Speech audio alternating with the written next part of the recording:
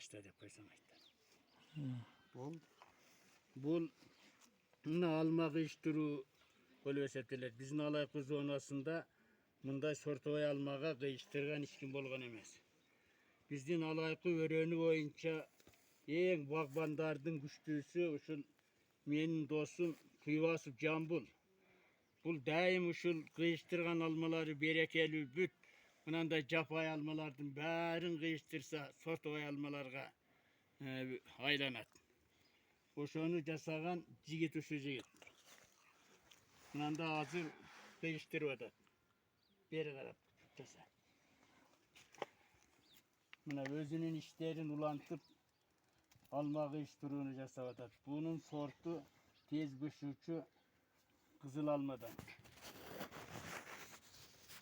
Mına Jönököyle bizden özümüzdün hele turpaktan hele mına da çılap durup Kıtay Nuskoçu anan Sadovoy Bardeveyle mına da kıyıştırıp atat. Ama ne memnun ıkçakla. Buna al. Yemeğe beri qarap söylem. Bu birinci varyant. İkinci varyantı buna ol kavukka ana ol almanın kavuğunu dal geldirip Oturuzu. oturguzu. Başladı.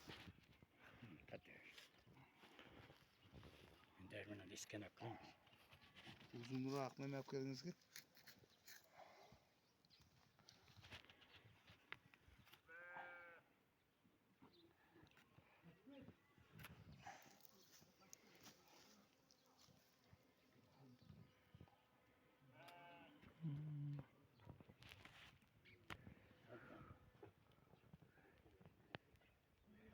Bunu şarteli baylaş gerekiyor.